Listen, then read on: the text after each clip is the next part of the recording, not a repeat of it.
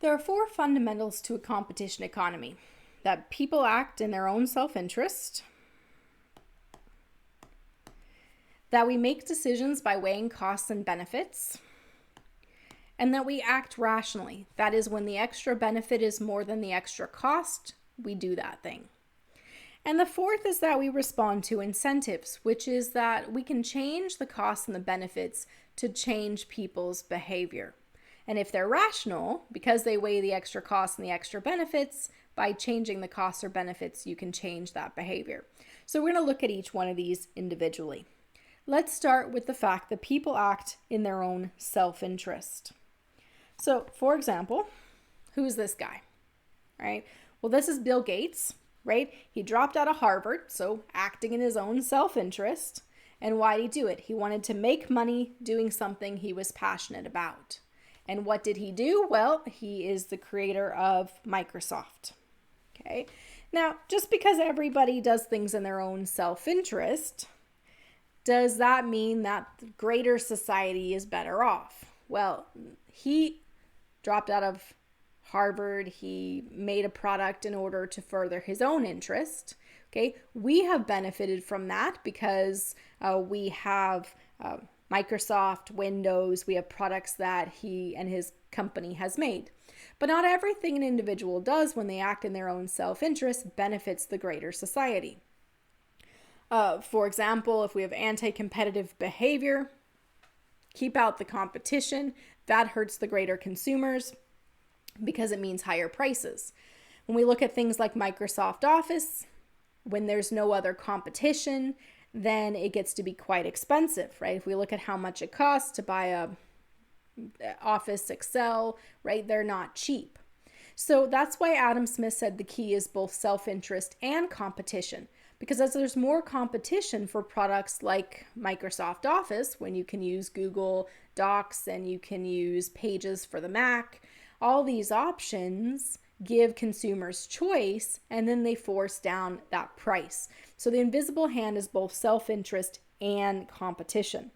What we want to look at right now is that self-interest component, people acting in their own self-interest.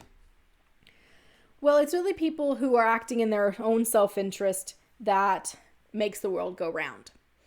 Because the reason that we have lots of different choices when it comes to the products we buy is because people had an idea, they started up a business, they were acting in their own self-interest. So we get diverse goods and services because people act in their own self-interest. They start up something they're interested in, they're good at, they can be successful at.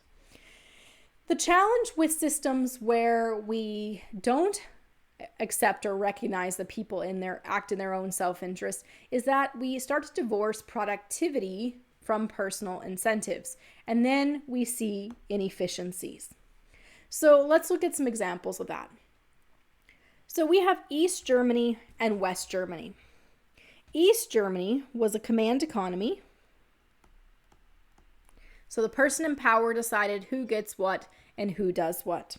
Whereas West Germany was a competition economy. Okay. They both made cars. Now, when we look at the cars that were made in East Germany in the 1960s, they had the name cardboard cars. So why did they get this nickname of cardboard cars? Well, that's because the car factories that were making these products, the end value, the product that was the finished product of the vehicle, was actually worth less than the materials that went into making it. So due to shoddy work and inefficiencies, it actually lost value between the pile of raw materials, the factors of production, and the finished product. Another example of this would be the Hindustan Fertilizer Company. So when we look at the Hindustan Fertilizer Company, this company had 1,300 workers, and every day these 1,300 workers went into work in India to make fertilizer. Every day they went home and they got a paycheck. Well, in all the years that this company was in production, They did not make a single usable bag of fertilizer. Well, why does this matter?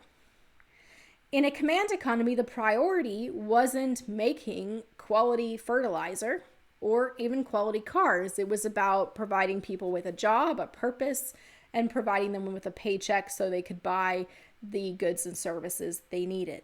So we're divorcing that productivity from those personal incentives. And so there was no incentive here for people to fix the machines. In fact, they were never installed correctly to start with. So they never actually produced any viable product. In a competition economy, because we have incentives attached to productivity. So you work hard, you get promoted, you work hard, you get bonuses, you might have shares or investments in the company. So the success of the company is tied to your success. That encourages greater efficiency, ways to reduce cost, ways to improve quality. So in a competition economy, there's an incentive to act in your own self-interest. We reward it in terms of how we've structured our society. Now, Karl Marx, he was the father of communism.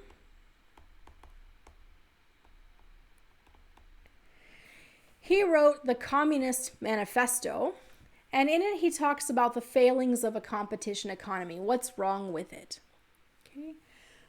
Well, what he recognizes is that if we're rewarding people acting in their own self-interest, then we do get inequality. There's a disparity between the haves and the have-nots. Because if you can't work, then you don't get any money, right? So because we're tying these incentives of productivity, hard work to success, then if you can't work for some reason, then you can't be successful. And so he saw this great disparity between the haves and the have-nots. And that's the foundation of the idea of communism, is to provide from each according to his ability, to each according to his needs. So collectively, we will all do what we can, and then we will provide to people what they need, which is quite counter to what we saw with Adam Smith, who says it's not from the benevolence that we can expect our dinner, right? It's not out of the goodness of our heart, but it's out of acting in our own self-interest. So Karl Marx is really advocating for the opposite of a competition economy. So let's talk about how that plays out then. If we did from each according to his ability to each according to his need, well, one way I could do that as an instructor is that I could take everyone's grades, right? Maybe you're a 90 student, maybe you're a 40 student, and I'll take grades from the top. And so if you got a 90, I'll take 10 points off your grade, give you an 80, and take the student who had a 40 and give them a 50 because they need a better grade so they can keep going on in their program. Why shouldn't we do that? Well, would you study as hard for your next test if you knew that the top grades were going to get docked? Wouldn't you just say, well, I'm going to be a lower student and a lower grade student, and then somebody else will give me points, right? Same thing if we paid lawyers and doctors the same amount of money as someone who worked at Tim Hortons. Would you go to law school? Would you go to med school? Put in all that extra time and commitment if you could get paid compared to jobs that didn't require multiple degrees. So there's a challenge with Karl Marx and communism's implementation in real life. Okay, so we can aspire to this from each according to his ability to each according to his need. But what we found in the way human behavior actually is that people tend to act in their own self-interest. Now, when we talk about people acting in their own self-interest, it's important to recognize that it's not just about money. So it's not that we're all just out to get more and more and more money. What we mean by acting in our own self-interest is that we use our time and resources in ways that benefit us.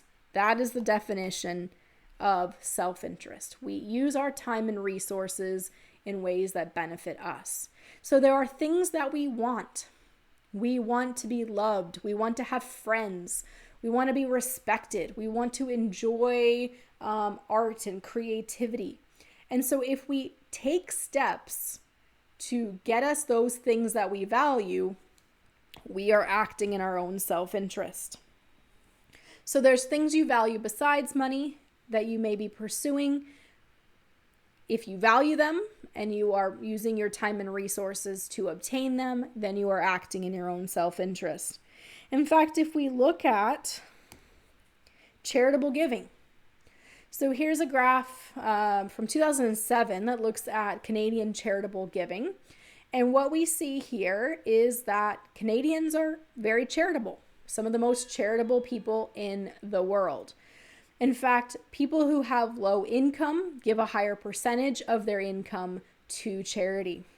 We can look at this graph here that shows the World Giving Index in 2014, and you can see that Canada rates as some of the most charitable across the world. So how is giving to charity acting in our own self-interest? Well, why might you give to charity? Maybe you give to charity for the tax deduction. Okay, so then there's a financial benefit. Maybe you give to charity because you want to live in a more beautiful place, so you give money to projects that create a more beautiful place. Maybe you have been, or just in case you may be in the future, in a spot where you need support, and so you give to charities to give back, or to pay it forward, or so that when you, if you need it in the future, there are people who are giving that. Why do you donate blood, right? So that might be a reason. You need it in the past, a family member needed it in the past, or in case you need it in the future. So there are a number of reasons that are in our own self-interest for why we give to charity.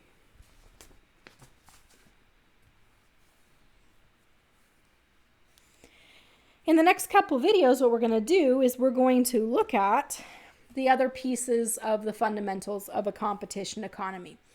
We're going to look at how people weigh costs and benefits, whether people act rationally, and if they respond to incentives, what we can do with that.